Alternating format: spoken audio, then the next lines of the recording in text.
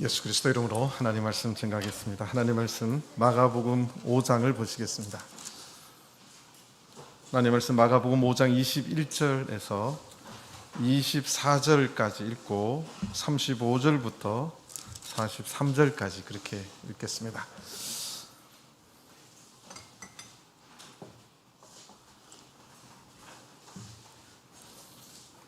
교독하겠습니다. 마가복음 5장 21절에서 24절까지 읽고 35절에서부터 43절까지 그렇게 교독하시겠습니다. 마가복음 5장 21절 예수께서 배를 타시고 다시 저편으로 건너가심에 큰 무리가 그에게로 모이거늘 이에 바닷가에 계시더니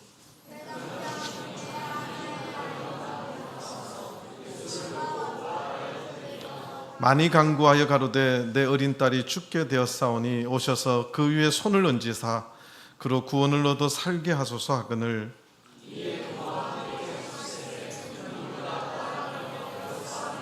35절 보시겠습니다. 아직 말씀하실 때에 회당장의 집에서 사람들이 와서 가로되 당신의 딸이 죽었나이다 어찌하여 선생을 더 괴롭게 하나이까.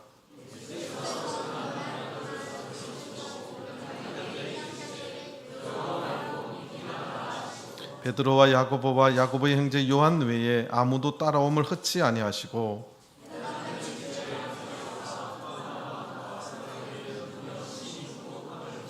들어가서 저에게 이르시되 너희가 어찌하여 헌어하며 우느냐 이 아이가 죽은 것이 아니라 잔다 하시니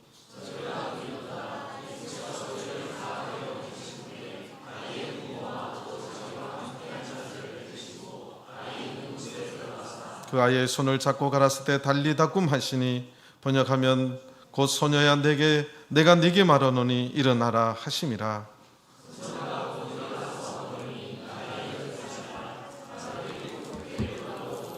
같이 봉독하겠습니다. 예수께서 이 일을 아무도 알지 못하게 하라고 저희 많이 경계하시고 이에 소녀에게 먹을 것을 주라 하시니라. 아멘. 할렐루야. 안식일 오후 시간 찬양을 들었는데 너무 수원교회 오니까 아동들이 많아요. 우리 동부는 아동부가 4명인데 올해 지나면 이제 중학생으로 올라가요. 2사람이. 그래서 아동부가 아니라 유치부가 2사람 남습니다. 5살, 6살인가 뭐 그래요. 그래서 교회에 이래서는 안 된다. 전도를 하든지 다둥이 출산 장려금을 넣으면 좀 출산 장려금을 지불해서라도 하나님의 명령에 순종하고 생육하고 번성하라는 제엄한 명령을 수원도 보니까 아직 생육하고 번성하실 분들이 많은 것 같아요. 그러니까 아주 찬양도 우렁차고 젊은 목소리가 많이 나서 너무나 희망이 느껴지고 더 감사한 마음이 듭니다. 자, 오늘은 오전에 있는 말씀, 오늘 이 본문은 전체 구조가 좀 복잡합니다. 그러니까 이제 이게 히브리적인 기술의 방법인데 이게 키아즘이라고 하는데 큰 스토리가 이렇게 싸고 있고 중간에 오늘 오전에 설교한 스토리가 이렇게 들어 있어요. 그러니까 이제 큰 스토리가 21절부터 43절이면 그 중간에 오늘 오전에 설교한 25절부터 34절이 들어 있는 여기에서 또 이렇게 밑으로 연결이 되는, 그런데 알고 보면 이게 같은 이야기예요. 같은 이야기인데 또 다른 이야기예요. 다른 이야기인데 뭔가가 다 이렇게 설켜 있는, 이게 유대인들의 기록하는 방법 중에 하나인데, 그래서 오늘 오후 시간에는 전체 큰 곽을 싸고 있는 그 부분을 가지고 같이 은혜를 나누고자 합니다. 좀 길어서 좀 빨리빨리 지나가야 되는데 빨리빨리 이해를 해 주셨으면 좋겠습니다. 자, 21절을 보시겠습니다. 예수께서 배를 타시고 다시 저편으로 건너가심에, 자, 예수님께서 공생의 기간에 주로 계셨던 데가 어디죠? 본 동네라고 하는데 예수님께서 분송의 공생애 중간에 본부같이 늘 계셨던 데가 있어요. 거기 어디예요? 가브나움이에요. 그래서 이제 가브나움에 계시다가 5장 1절에 보면 바다 건너편 거라사인 지방에 이르러, 이 거라사인 지방은 이방인의 땅이에요. 예수님께서 그곳에 가셨다가 배를 타시고 다시 저편 가버나움으로 건너가심에 이렇게 이해하는 것이 맞습니다. 그래서 큰 무리가 그에게로 모이거늘, 예수님께서 거라사인 지방에 갔다가 다시 가버나움으로 오시는데 큰 무리가 예수님께 모이기 시작했다는 거죠. 근데 이 똑같은 말씀을 누가복음 8장을 잠깐 보겠습니다. 누가복음 8장 40절입니다.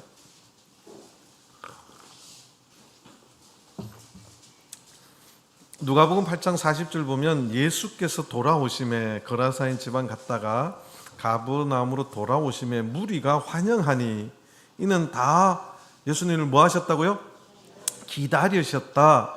41절 이에 회당장인 야이로라는 사람이 와서, 예수님께서 가버나움으로 돌아오시는데 많은 사람들이 기다리고 있었다는 거예요. 왜 기다리고 있었을까? 이게 이제 또 궁금해지죠. 이제 읽어보면 또 압니다. 왜 기다렸었을 것 같아요? 이제 성경적으로 보면 예수님께서 기다리게 만드신 거예요.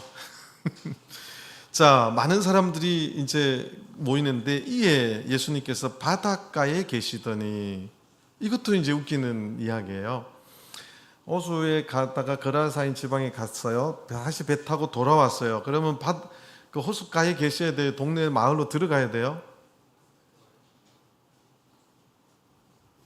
배를 안 타보셔서 잘 모르시죠? 배를 타고 내리면 이제 목적하는, 예수님이 기거하고 계시는 데를 가든지 동네 어디 집에 가든지 가야 되는데, 거기 배에서 내린 데를 거기 계시는 거예요. 그러니까 성경의 기록이 그냥 기록하는 게 아니에요. 한마디, 특히 바울 사도의 글을 보면 한마디 한 단어가 다 의미가 있는 거예요. 왜 바닷가에 계시더니라고 기록을 했는가? 안 궁금하세요? 네, 저는 목자라서 그런지 다 궁금해요. 궁금해요. 자, 그러면 22절 보겠습니다. 회당장 중 하나인 야이로라 하는 이가 와서, 회당장이 누구냐 하면, 보통 유대인들이 시나고그라고 하는 회당에서, 회당이 요즘으로 말하면 교회 같은, 성전은 예루살렘에 있고 마을마다 그 사람들이 10명 이상이 되면 반드시 회당이라고 하는 시나고그를 만들어서 안식일날 예배를 드리고, 거기서 지금은 하면 유치원 같고 또 초등학생 학교 같은, 거기서 이제 어린 애들을 가리키고 마을 회의도 하고 중요한 행사를 다 시나고그에서 해요. 그래서 그 마을의 최고 신앙적으로, 이제 당시로 보면 율법적으로 스승이 되고 연세가 많고 존경하는 사람을 회당장으로 세워요. 그래서 회당장을 어떤 분은 관리원으로 생각하는데 그거 아니에요. 그러니까 그 시나고그의 모든 일을 최고 결정하는 중요한, 존경받는 사람을 회당장, 마을의 지도자를 회당장으로 세웁니다. 그래서 회당장이 많은 것을 결정해. 예배도 드리고 그 유대 공동체의 중요한 결정을 회당장이 또 회의도 소집해서 하고, 이것이 회당장입니다. 그 당시에 이제 유대주의로 보면 굉장히 근엄하고 체면 중시하고 채통을 중시하고, 또 이 사람들이 예수님하고 사이가 안 좋았어요. 왜 안 좋았을까요? 예수님은 그 당시 유대주의자들의 생각하고 정반대였어요. 그러다 보니까 사실 여러분들이 이제 가버나움 성지순례를 가보면 호숫가에 얼마지 않은데 회당이 있고, 그 바로 길 건너가 베드로 집이고, 성경학자들은 그 베드로 집에서 예수님이 계셨다 이렇게 추정을 하는데, 대부분 그렇게 추정을 합니다. 그 집터가 지금도 있어요. 어쨌든 그런데, 그러니까 쉽게 말하면 회당하고 예수님 계시는 데가 굉장히 가까워요. 여기가 회당이면 저쪽 기둥 정도 되는 데가 베드로 집이에요. 요 거리에서 예수님은 안식일마다 그 회당에 들어가시고, 회당장은 저 젊은 사람이 뭐 자꾸 사람들 모아가지고 돌아다니고 싫은 거죠. 사실 사이가 별로 안 좋은 관계였어요. 근데 그 회당장이 예수님이 거라사인 지방에 갔다가 거기 계시는 동안 이 마을에 뭔 일이 있었어요. 많은 사람들이 저거 예수님이 좀 왔으면 좋겠다고 기다렸던 것이 문제가 이제 22절에 기록이 되는데, 회당장 중 하나인 야이로라 하는 이가 와서 예수를 보고 발 앞에 엎드려 23절 많이 간구하여 가로되 내 어린 딸이 죽게 되었사오니. 동네 사람들이 그래도 제일 존경하고 이렇게 하는 야이로의 딸이 죽게 되었어요. 그래서 병원에 가봤을까요? 안 가봤을까요? 다 가봤어요. 근데 방법이 없어요. 그래서 많은 사람들이 예수님께서 많은 죽어가는 사람들을 살리고 병든 자를 고치니까 예수님이 오셔서 좀 고쳐줬으면 하는 바람이 있어서, 아까 누가복음 8장에 보니까 많은 사람들이 예수님이 오시기를 뭐하고 있었어요? 기다리고 있었다는 거예요. 많은 사람들이 예수님 오시기를 기다렸는데, 근데 여러분들 잘 보시면 보통 회당장은 나이가 새파란 사람을 세울까요? 그래도 어느 정도 나이가 지긋한 분을 세울까요? 지긋한 분을 세워요. 당시에 예수님 나이 몇 살이셨을까요? 30살. 회당장 눈에는 예수님은 그저 젊은, 약간 뭔가 마음에 안 드는 젊은 어떤 사람이었어요. 그리고 자꾸 생각이 틀려. 저 젊은이가 하나님을 이야기하는데 우리하고 생각이 자꾸 틀린 거죠. 뭔가가 싫은 거예요. 그런데 이 회당장 중 하나인 야이로의 집에 딸이 죽어가고 있었어요. 여러분들, 한 가정에 같이 사는 식구 중에 하나가 병이 들어 죽어가면요, 그 가정의 분위기가 환할까요? 어두울까요? 어둡습니다. 밥을 먹으면 맛있을까요? 뭘 먹어도 별로 맛이 없을까요? 수원교회는 뭐든지 잘 맛있게 잘 이게 남의 이야기니까. 근데 이게 내 가정의 이야기면 뭘 먹어도 맛이 없어요. 한 가정에 내가 사랑하는 이 회당장이 정말 내가 볼 때는 몇째 딸이 이런 기록은 없어서 모르겠는데, 어쨌든 누뚱이든지 외동딸이든지 귀한 딸이었을 거예요. 사랑하는 딸이었을 거예요. 그런데 이 딸이 서서히 죽어가다가 이제 숨이 끌딱끌딱 넘어가는 상태가 되니까, 근데 그 과정 속에서 얼마나 괴로웠겠어요. 다른 사람들 병을 위해서 기도해주고 또는 뭘 하는데 정작 누가 죽어가고 있어요? 자기 딸이 죽어가고 있어요. 참 마음이 무거웠을 거예요. 참 마음이 아프지요. 너무너무 괴로운 거예요. 그런데 사람들이, 이건 제 이제 뇌피셜이에요. 동네 사람들이 예수님을 기다렸어요. 그리고 그 야이로라는 회당장이 굉장히 체면이 있고 율법주의자고 젊은 30세 예수한테 찾아오고 싶지 않은 자존심으로 꽉 차 있던 회당장이, 마을 사람들은 기다리고 있고 회당장은 예수를 별로 만나고 싶지 않은 상황일 수 있어요. 그게 관계성에서 제가 해석하는 거예요. 여러분들도 아마 그렇게 추측을 할 수 있을 거예요. 그런데 지금 22절 보면 회당장 중 하나인 야이로라는 자가 왔다고 돼 있어요. 누구한테 왔어요? 예수님에게.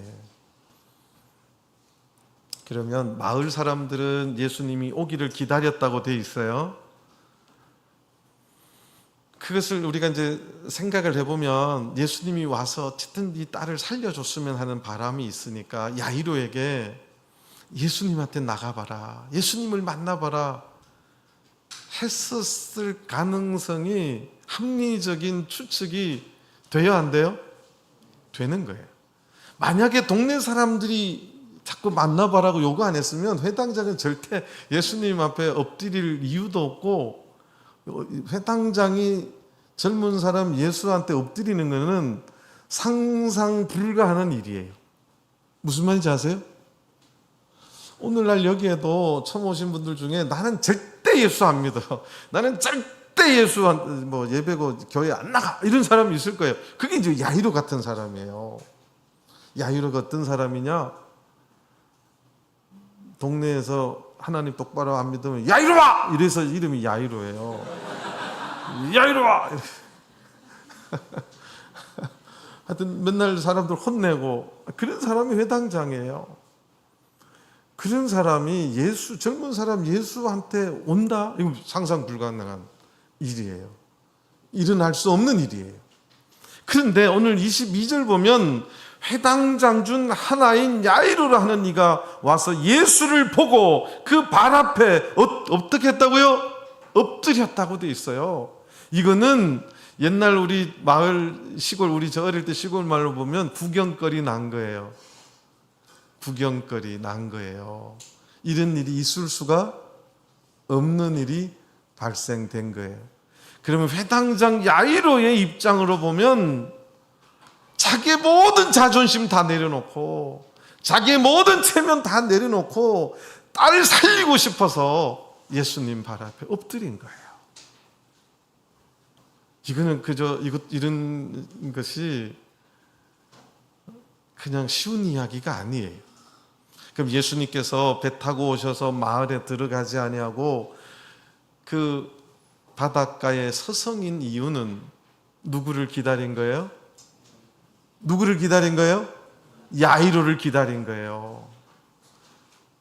왜 이렇게 기록해 놓은지를 생각해 보면 100% 합리적인 추측이 가능한 스토리죠.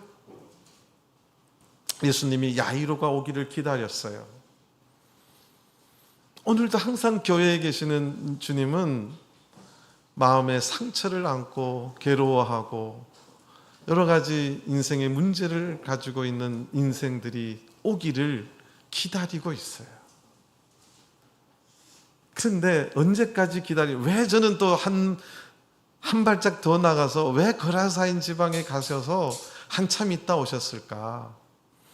이 야이로라는 사람의 마음이 점점 열어지게까지, 그 말은 거꾸로 말하면 딸이 점점 죽어가도록 만들어 시간을 끌기 위해서 갔다가 사람들이 이거는 의사도 안 되고 아무도 안 되고 누가 와야 된다?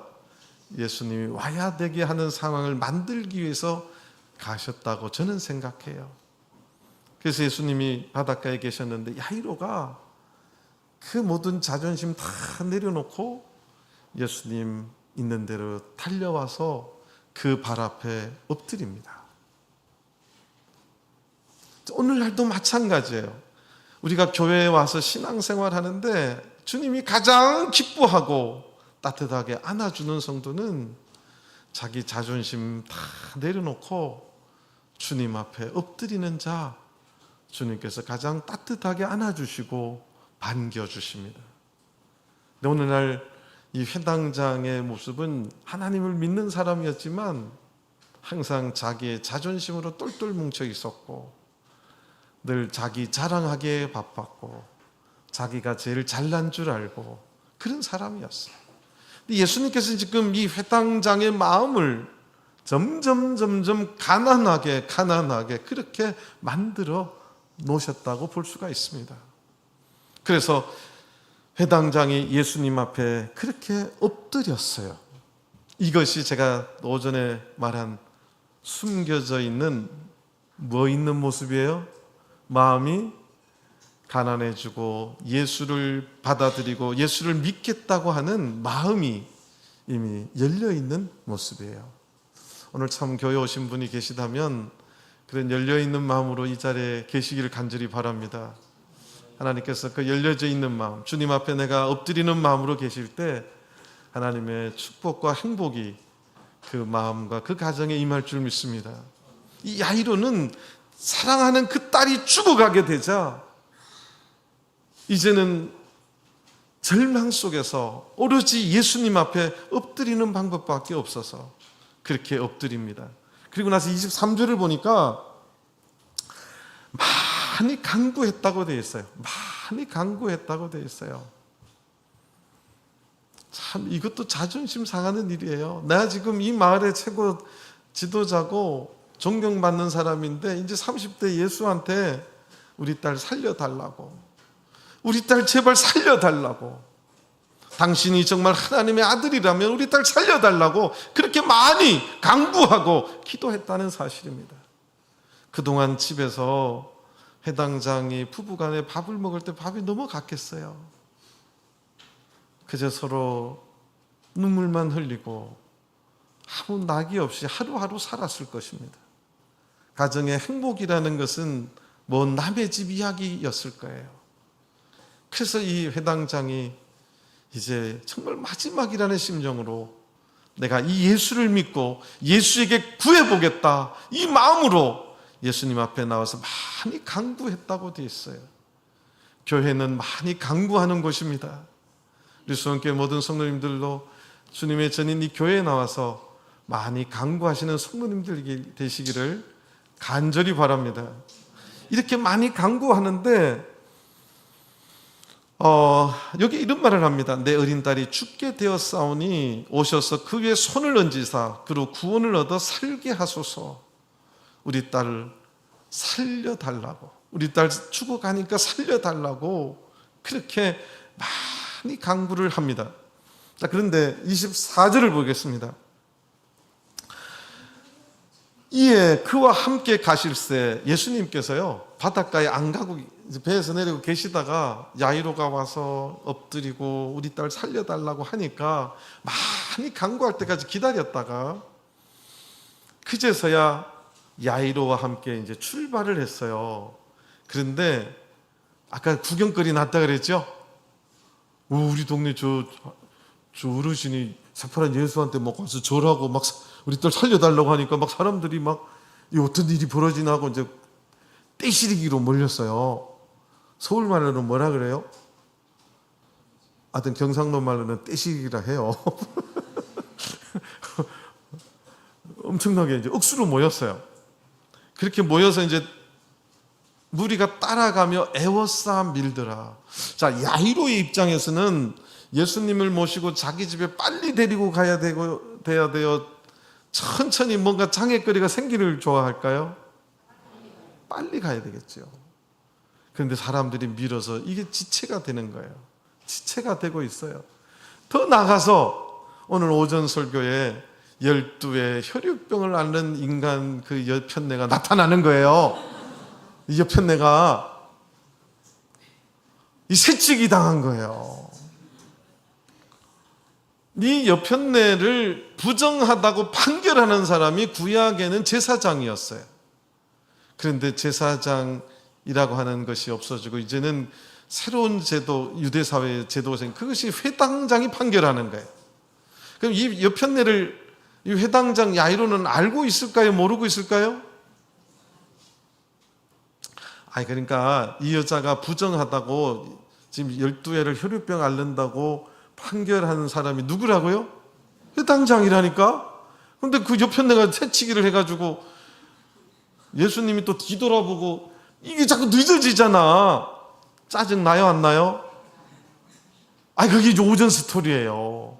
지금 빨리 가야 되는데 막 사람들이 밀고 막 빨리 못 가는데 또 이렇게 새치기 들어오고 막 짜증나고 이런 상태. 요거는 이제 오전 설교는 12회 혈유증과 예수님의 관계고 지금 예수님이 혈유증 앓고 있는 여인을 만났을 때 그 옆에 누가 있었어요? 회당장? 야이로가 있었다니까.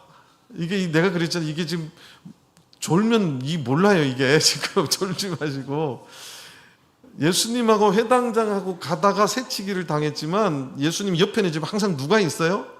회당장이 있는 거예요. 근데 그 여자가 그렇게 사건이 있었는데 예수님께서 이 34절 이제 결론만 오전에 다 설명드렸기 때문에 따라 내 믿음이 이 회당장은 부정한 여자야 이랬는데 예수님은 그 여자를 딸이라고 받아들이고 내 믿음이 너를 구원하였으니 평안히 가라 내 병에서 놓여 건강할지어다. 세상에 병 의사들 다 가도 아무 효염도 없었고 있는 거 다 허비하고 그렇게 불행하게 고통 중에 살아갔던 여인이 예수님께서 내 믿음이 너를 구원하였다는 말을 누가 들었어요? 누가 들어요? 자, 요것도 이야기할게요. 지금 이게 생생한 현장 학습이에요. 현장 학습. 내가 부정한 여자라고 절대 나을 수 없는 여자라고 했는데 예수님께서 내 믿음이 너를 구원했다. 네 병에서 놓여 평안할지어다. 그렇게 말해줬어요. 건강할지어다라고 말해줬어요. 아, 믿음을 가지니까 예수님이 저렇게 칭찬해 주시는구나. 오늘 이 자리에 앉아 계신 모든 분들도 이 믿음을 가지시게 되길 간절히 바랍니다. 예수님께서 그렇게 현장 체험 학습을 시켜주신 거예요. 저 여자가 낫는다고? 뭐만 붙잡으면? 예수님 믿겠다고 예수님 붙잡는 그 손을 주님께서 귀히 보시고 주님이 내 믿음이 너를 구원하였다고 축복하니까 현장에서 어떻게 됐어요? 나아버렸어요. 혈류 근원이 마르고 병이 나은 줄을 여자가 깨닫습니다. 그런데 그 이야기를 지금 누가 다 듣고 보고 있다고요? 회당장이 보고 듣고 있다니까요. 자, 그런데 35절이 이제 이어집니다. 아직 말씀하실 때에 요 말이 무슨 말이냐면 예수님이 따라 내 믿음이 너를 구원하였으니 평안히 가라 내 병에서 놓여 건강할지어다 이 말을 할 때에 회당장 집에서 회당장 집에 있어 부리는 사람들이 와서 가로되 회당장은 예수님 여기 있고 회당장 여기 있는데 예수님이 이제 12해 해력 말하고 있는데 저쪽에 와서 지금 말하고 있는데 당신의 딸이 뭐라고요? 당신의 딸이 죽었나이다.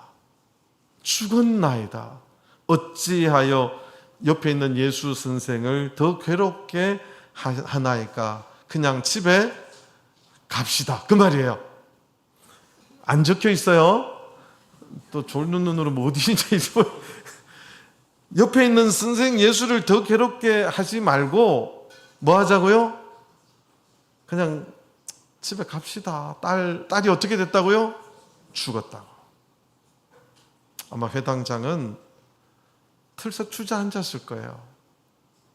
아, 딸이 죽었구나. 아유, 불쌍한 딸 어떻게 할까? 딸이 죽었구나. 예수님 데려가도 소용이 있어요, 없어요? 예수님 데려가도 소용이 있어요, 없어요? 참 여기서 믿음 있는 우리 아까 어린이 누가 하나가 있다고 그랬어. 누가 그랬어? 제 목자 시켜야 되겠네. 수원교회 희망이 있다. 예수님 데려가도 소용이 있어요, 없어요? 답을 못하네. 딸은 이미 어떻게 됐어요? 죽었어요. 그런데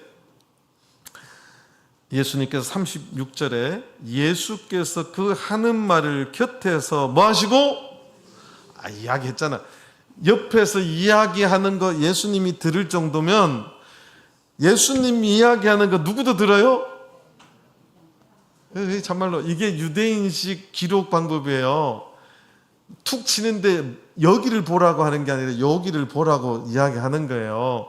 여기 이야기하는 거 예수님이 들을 정도면 여기 이야기하는 것도 어느 사람이 듣고 있는 거예요? 야시 아저씨가 듣고 있다니까. 회당장 야시가. 무슨 말인지 아세요? 그러니까 예수님이 곁에서 들으시고 회당장의 딸이 죽었다는 이야기를 들으셨어요. 그리고 회당장에게 말합니다. 두려워 말고 믿기만 하라. 이게 뭔 말이래 이거? 딸이 죽으면 아이고 가셨네요. 심심한 위로를 드립니다. 삼가 조의를 이러는 거 아니에요? 요새 다 조의도 문자로 다 주고 받잖아요. 수호는 안 그래요? 수호는 어떻게 하는데요? 하여튼 교회 단톡이든 까똑까똑이든 하잖아 이렇게. 근데 예수님께서 두려워 말고 뭐만 하라? 그런데 이 말에 의미가 있고 이유가 있어요. 앞에 새치기 한 그 야이로의 입장으로 보면 그 여편네도 뭐만 가지고 있으니까 해결이 됐어요? 믿음만 가지고 있으니까. 믿음은 보이지 않는 거예요. 근데 우리 마음의 인간적으로 우리 마음의 결단이고 우리 마음의 작용이에요. 근데 이게 몸을 움직이는 것보다 뭐가 더 어려워요? 마음을 움직이는 게 너무너무 어려워요. 제가 목회하면서 정말 힘든 게 이 마음을 움직이는 게 너무너무 힘들어요. 여자 마음을 움직이는 게 힘들까요? 남자 마음을 움직이는 게 힘들까요?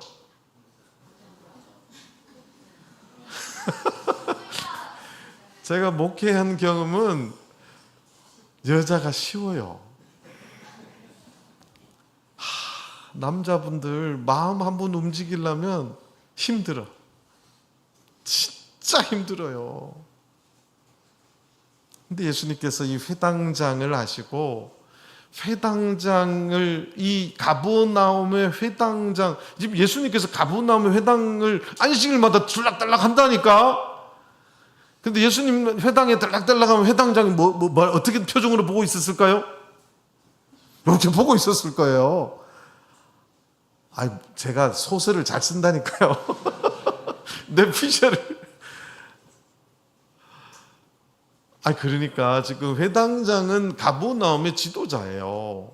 근데 자꾸 가버나움에서 자꾸 12명 들고 다니면서 막 사람들 몰고 다니는 예수가 눈꼴이 좋았을까요? 보기에 사나웠을까요? 아직도 잘 이게 뇌피셜이 안 생기세요? 그러니까 이 회당장의 눈에는 예수가 정말 이게 지금 믿기도 힘들고 저 인간이 어떤 사람이고 이게 헷갈리는 사람인데 인생에 불행이 찾아오고 인생의 절망이 찾아오자 예수님 앞에 엎드리는 자기의 모든 자존심과 체면과 채통을 다 내려놓고 예수님 앞에 나와 기도하고 간구하는 숨겨진 믿음의 모습을 보이기 시작하면서 이 스토리는 새로운 국면을 맞이하고 있다는 사실입니다. 그래서 교회 오시면 제발 체면과 채통을 다 이렇게 좀 내려놓으시기 바랍니다. 2층 올라올 때 1층에 다 내려놓고 올라오세요. 무거워요. 그거 달고 다니기 힘들어. 내려오시고 2층에 올라오십시오.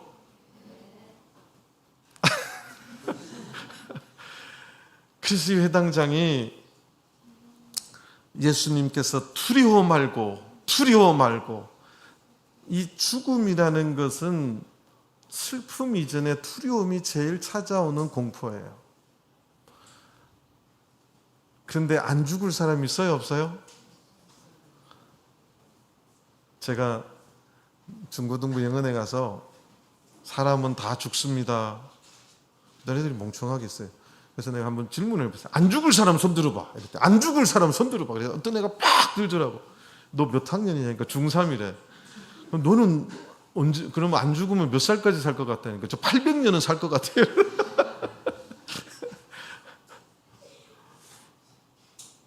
제가 예언을 합니다. 저보다 위에 계시는 연세 되신 분들은 30년 안에 그럼 90이거든요. 좀 더 쓸게요. 40년 안에 다 가실 거예요. 더 사실 분 있으세요? 제가 살아보니까 60도 금방 지나가요. 금방 지나가요. 제가 전주에서 목회를 하는데 70 넘으신 분이 교회에 한 70명, 80명 정도 돼요. 근데 절반이 요양원에 계세요. 그래서 내가 안식일 오후나 일요일 되면 요양원만 신방을 다녔어요.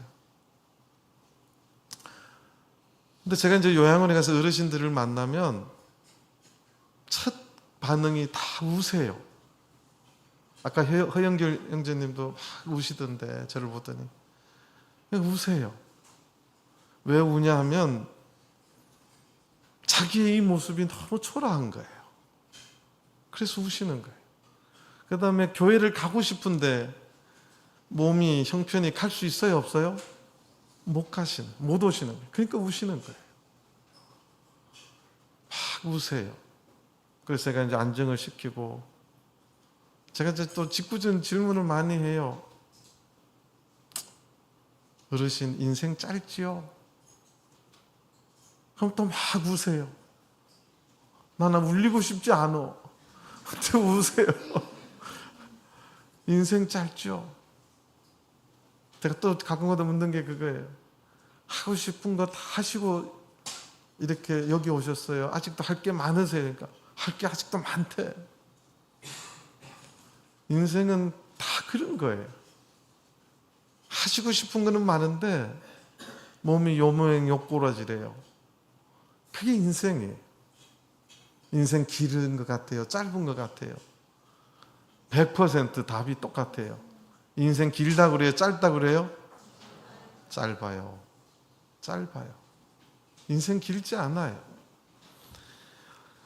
그런데 이제 마지막 죽음과 이별 이런 것들이 우리 인생을 늘 두렵게 만들어요.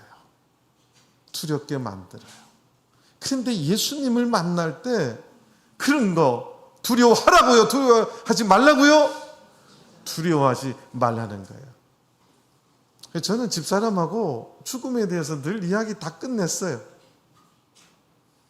아까 저 밥 먹을 때도 제가 이야기 드렸는데, 내가 코에 뭐 끼고 이런 거 있으면 절대 집사람 보고 하지 말라고 그랬어요. 나 하늘나라 그냥 간다. 그거 도움 받고 싶지 않다. 그랬더니 우리 집사람도 용기를 내더니, 여보, 나 돈 뭐 콧구멍에 끼울 일 있으면 꼽지 말해. 그냥 가겠대. 그래? 그럼 우리 둘이 손잡고 한날 한시에 같이 가지 뭐. 별로 그러고 싶은 마음이 없으신 모양인데. 예수님은 두려워하지 말라는 거예요. 우리의 생사와 화복은 누구의 손에 달려 있으세요? 하나님의 손에 달려 있어요.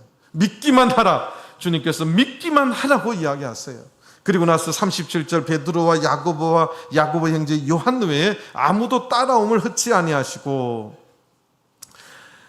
38절 회당장의 집에 함께 가사, 회당장의 집에 갔어요. 회당장의 집에 가면 누가 있어요? 이미 싸늘하게 죽어있는 그 집 딸이 있어요. 죽음이라는 것은 희망의 반대 단어예요. 행복한 인생, 행복의 반대 개념이죠. 그 회당장의 집에 함께 가시니까 마을 사람들이 헌화함과 사람들이 울며 심히 통곡함을 보시고, 이 헌화한다는 것은 중동 사람들은 장례 사람이 죽으면 막 소리를 질러요. 어떻게 소리 지르는 거 제가 가끔가다 이렇게 흉내를 내보는데, 흉내를 내볼까요? 흉내를 내면 잠 확 깨실 거예요.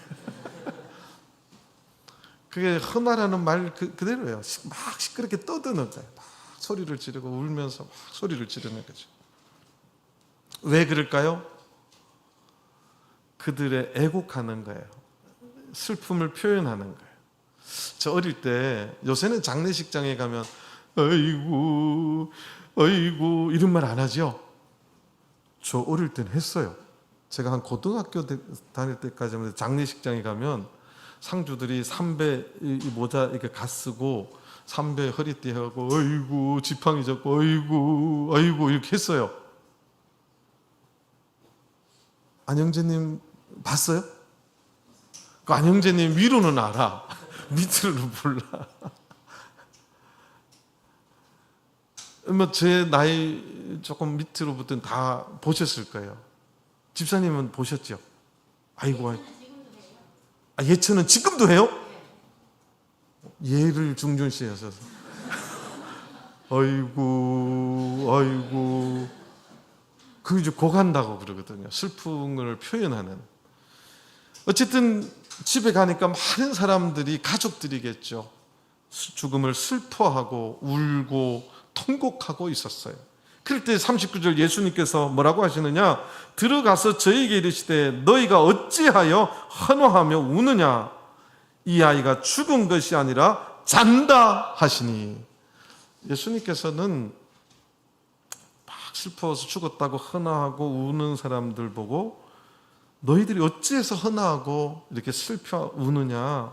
이 아이는 잔다 이렇게 말해요. 누구 말이 맞아요? 예수님 말이 맞아요? 틀려요? 성경이 좀 헷갈리죠. 아니, 죽은 건 죽은 건데 예수님은 뭐라고요? 잔다라고 말했어요. 이게 성경이 보는 하나님을 믿는, 하나님이 축복해 주신 행복한 인생의 모습이에요. 우리 하나님의 성도들은 죽으면 잔다라고 말해요. 하나님을 안 믿는 사람들이 죽으면 뭐라고 말해요? 죽었다고 말해요. 여러분들 죽은 거하고 잔다 하고 차이가 뭔지 아세요? 같은 점은 뭔지 아세요? 누워있는 거예요. 안 움직이고 누워있는 거예요. 자는 분은 그렇게 있다가 깨요 안 깨요? 일어날 수 있는 거예요. 죽은 사람은 일어나요 못 일어나요? 못 일어나요. 이게 차이예요. 하나님을 믿는 인생은 언젠가는 주님 오시는 그날 다 깨어 부활함을 이야기하는 거예요. 그런데 하나님을 모르는 자들은 죽음으로 영원한 둘째 사망까지 기다리고 있다는 것입니다. 그래서 예수님께서 잔다고 말씀하세요. 그랬더니 40절 저희가 뭐 하더라? 비웃더라. 오늘도 이 스토리 속에서 이해가 안 되시는 분, 속으로 혹시 비웃는 분이 계시면 안 돼요. 밖에 비도 안 와요. 하나님의 말씀은 항상 과학이라는 잣대를 대거나 이성적인 잣대를 댔을 때 비웃음거리가 될 수 있어요. 저 인정해요. 그런데 성경이 말하는 하나님의 말씀은 우리 인간들이 비웃는다고 과학적으로 비과학적이라고 말해도 하나님의 말씀, 하나님이 해주신 말씀은 반드시 성취되고 이루어질 줄로 믿습니다. 이것이 믿음이에요. 지금 예수님께서는 야이로에게 현장에서 보여줬어요. 내 딸아, 믿음이 너를 구원하였으니 평안히 가라. 내 병에서 놓여 건강할지어다. 예수님의 입장은 병들어 있는 자나 죽은 자나 예수님의 능력 안에서는 같은 거예요. 병들어 있는 자나 죽어서 누워있는 자나 예수님 입장에서는 같은 거예요. 그래서 믿기만 하라는 거죠. 그런데 세상 사람들은 이 성경의 부활과 마지막 심판 이런 걸 모르니까 비웃는 거죠. 저는 성경의 말씀을 믿게 되기를 간절히 바랍니다. 그것이 믿는 자예요. 그래서 예수께서 저희들을 다 내어보내십니다. 비웃는 자들은 다 내어보내셨어요. 하나님의 말씀을 믿지 아니하고 비웃는 자들은 예수님께서 쫓아내셨어요. 예수님의 다른 모습이 보이죠? 아까 부정한 여인도 예수님 어떻게 하셨어요? 품어주셨어요. 야이로도 품어주셨어요. 그런데 비웃는 자들은 예수님은 쫓아내셨어요. 이게 다른 겁니다. 저는 우리 수원교회 성도님들 또는 오늘 처음 나온 분이 계신다면 작은 믿음이라마 주님 앞에 나와 엎드리고 또는 주님 앞에 간구하는 또는 그 예수님의 옷자락이라도 잡겠다는 마음으로 주님 앞에 나오시게 되기를 간절히 바랍니다. 마음에 자꾸 저게 될까? 저게 무슨 말이야? 또는 비웃음을 느낀다면 빨리 마음을 돌이키시게 되기를 간절히 바랍니다. 예수님은 비웃는 자들을 쫓아 보내셨어요. 합당하지 않다는 거죠. 예수님의 거룩한 이적 기사를 행하는 것조차도 보는 것을 참여하는 걸 허용하지 않으셨어요. 그리고 나서 후에 아이의 부모와 또 자기와 함께한 자들을 데리시고 아이 있는 곳에 들어가사 예수님께서 사망의 그 방으로 죽어있는 어린 딸이 누워있는 그곳으로 들어갔어요. 목회자가 되니까 제일 많이 참석하는 게 장례식이 하나예요. 그래서 제가 장례식을 많이 참석하면서 느끼는 게 있어요. 예수님을 잘 믿은 성도님의 장례식에 가면 제 마음속에 저분은 하나님의 그 따뜻한 품에 계신다는 확신이 저부터 생겨요. 신앙생활을 막 올바르게 하지 않은 분 장례식 가면 제 안에서 확신이 안 생겨요. 저분 어디 가셨을까? 그게 더 불안해요, 저는. 제가 너무 솔직하게 말하나요? 그리고 제가 이제 그 담임 목자라서 집례를 하면요, 힘들어요. 뭐라고 말할 줄 모르겠어요. 살얼음판 걷는 것 같아요. 교회도 한 번도 안 나왔어요. 30대 잠깐 몇 번 나고 세례 받았대요. 목자님 와서 장례 예배 봐주세요. 뭐라고 말해요? 뭐라고 말해요? 장례식 영정이 제가 그분 처음 보는 사진이에요. 제가 뭐라고 말해요? 이거 인간적인, 목회자의 인간적인 말이에요. 할 말이 없어요, 솔직히 말하면. 근데 그분이 정말 연세 들 때까지 신앙생활하고 주님 앞에 나와 기도하고 이런 분 장례식장 가면요, 한편으로는 정말 하나님 앞에 감사하면서 눈물도 나면서 할 말이 많아요. 그분 정말 훌륭한 신앙생활 했다. 하나님께서 이분을 천국 보내지 않으면 누구를 보내시겠습니까? 그런 생각이 들어요. 저는 우리 수원교회 성도님들이 적어도 목회자가 장례식장에 갔을 때 할 말이 많은 성도님들 되시길 바랍니다. 참말로 이게 정말 괴로워요. 무교회에서 장례 예배를 받으려 했는데 영정사진 저 처음 봤어요. 그래서 막 원로 목자님들한테 전화를 해봤는데 원로 목자님 몰라, 나도 몰라. 제가 천국에 가셨다고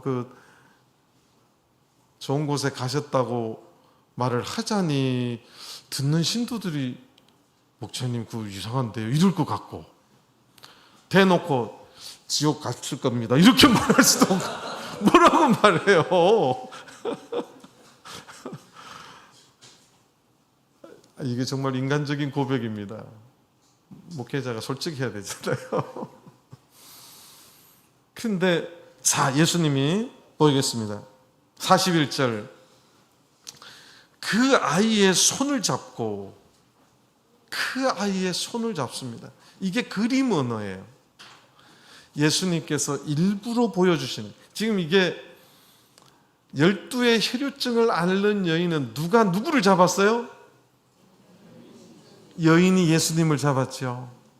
근데 오늘 지금 이 41절은 누구를 잡았어요? 예수님이 싸늘하게 죽은 그 어린 딸의 손을 붙잡았어요. 지금 성경은요, 굉장히 고의적으로 지금 이걸 기록하고 있어요. 카메라 앵글이 예수님이 죽어서 사늘하게 변해 있는 그 어린아이의 손을 꽉 잡는 것을 지금 포커스 온, 집중하고 있어요. 예수님께서 그 어린아이, 그 죽은 소녀, 차갑게 변해버린 소망이 없이 절망 가운데 있는 그 어린 딸의 손을 꽉 붙잡았습니다. 예수님께서 그 어린 소녀의 손을 붙잡을 때 이 소녀는 살아날 수 있었습니다. 새로운 희망을 발견할 수 있었고, 새로운 삶을 찾았고, 치료가 되고 치유가 되고 천국의 소망을 가지는 새로운 딸로 태어날 수 있게 된 것입니다. 예수님께서 그 어린 아이의 손을 잡고 가라사대 달리타 쿰 하셨어요. 달리타가 따라 그 뜻이에요. 소녀야 그 뜻이에요. 쿰은 일어나라는 뜻입니다. 소녀야 일어나라. 달리타 쿰. 예수님이 말한다고 죽은 사람이 일어나요? 일어나요? 안 일어나요? 예수님은 아까 말했잖아요. 잔다고. 예수님의 능력 안에는 자는 자나 죽은 자나 똑같은 거예요. 달리다고 하시니 번역하면 소녀야 내가 내게 말하노니 일어나라 하심이라. 42절 그랬더니 그 소녀가 곧 일어나서 걷기 시작합니다. 이런 일이 진짜 있어요? 죽었던 사람이 일어납니까? 이런 일이 일어날 겁니다. 소녀가 곧 일어나서 걸으니 나이 몇 살이더라? 이게 혈유증 앓은 여인도 몇 년 동안 알았어요? 이게 의미 있는, 이게 우연이 아니에요. 이게 12은 완전수예요.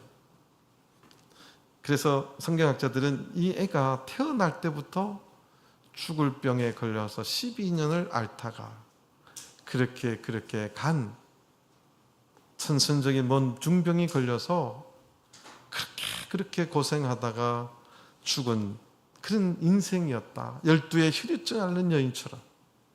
그런데 예수님께서 그 죽은 싸늘한 차가워진 그 손을 붙잡을 때, 그리고 일어나라고 외칠 때 죽었던 생명이 새로 살아날 수 있었다는 사실입니다.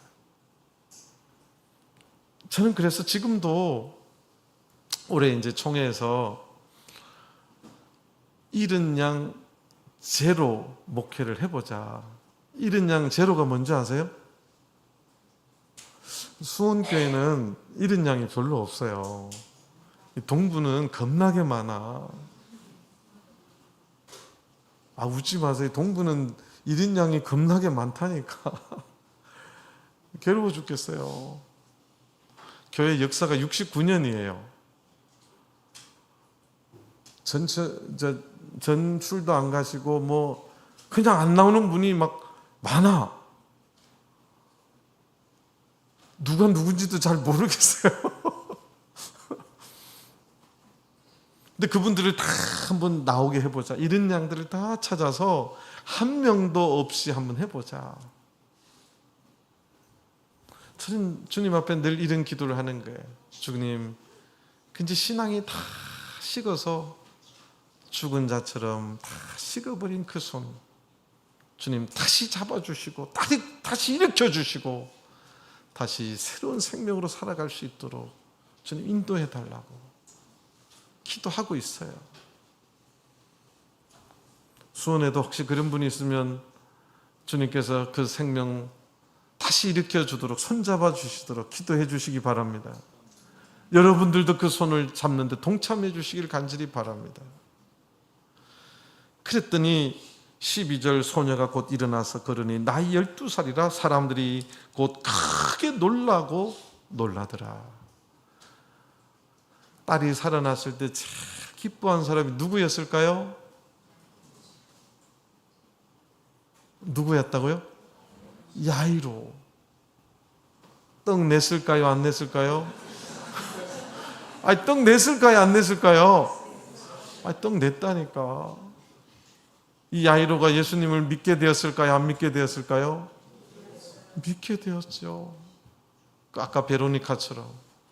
베로니카도 예수를 믿는 여인으로 믿음의 여인이 되었습니다. 당시의 회당장들 다 예수를 안 믿었어요. 이 사건을 통해서 회당장이 드디어 예수를 믿는 회당장이 생기고, 예수님이 가버나움에서 그 사역을 하는데 정말 도움이 될 수 있는, 그리고 그 마을이 다시 한번 평안과 기쁨과 행복을 느낄 수 있는, 그러니까 이 야이로의 가정이 절망 속에서, 정말 고통 속에서 예수님을 만나고 예수님이 붙잡는 그 손에 잡힌 바 되어서 이 가정에 회복된 것은 행복이었어요. 예수를 만나서 행복을 되찾았다는 사실입니다. 그 출발은 자기의 자존심, 자기의 채통, 자기의 모든 것을 내려놓고 예수님 앞에 나와서 뭐 할 때부터 시작됐어요? 엎드릴 때부터. 우리 수원에 올라오시는 모든 성도님들은 자존심을 어디에서 다 내려놓으시라고요? 아유, 좋네요. 1층 1층에 자존심 쓰레기통 딱 적어서 딱 갖다 놓으세요. 다 버리시고 그렇게 올라오셔야 돼요. 교회에서 자존심 필요 없어요. 그래서 여자들은 쫀심이 있죠. 여자들 쫀심이 있을 텐데 여성 쫀심용 통도 따로 만들어 놨어요. 거기다 쫀심 다 내어버리고 올라오시길 바라요. 교회는 그래야 주님의 은혜가 넘치고 행복한 곳이 됩니다. 교회 안에 자존심 강한 여자 있으면 교회가 행복해지들 아니요. 내가 목회를 좀 해봐서 알아. 해봐서 압니다. 그거 빨리 버리셔야 돼요. 그래야 예수님을 만날 수 있습니다. 예수님의 손에 붙잡힐 당할 수 있습니다. 만약 야이로가 자존심을 끝까지 가지고 있었으면 예수님의 손에 붙잡힘을 당할 수 없었어요. 예수님께서는 그 야이로의 딸이 죽기까지를 기다렸고, 야이로가 모든 것을 내려놓고 주님 앞에 강구할 때 주님께서는 죽어 있는 그 딸의 손을 붙잡아 주셨습니다. 그 가정에 주님의 새로운 생명의 축복을 허락받은 것이고, 그 가정에 이제 밥 먹을 때 밥맛이 돌았을까요? 안 돌았을까요? 금방에 맛있었을 거예요. 저기 7번산 밑에 한상 차림도 가서 먹고 행복했을 거야. 저는 우리 수원교회 모든 성도님들 가정이 이런 믿음이 회복되고 주님이 붙잡는 그 손을 뿌리치지 아니하고 꼭 함께 붙잡고 행복한 인생을 살아가는 그런 모든 성도님들과 가정 되시기를 간절히 바랍니다. 다 같이 묵도하시겠습니다.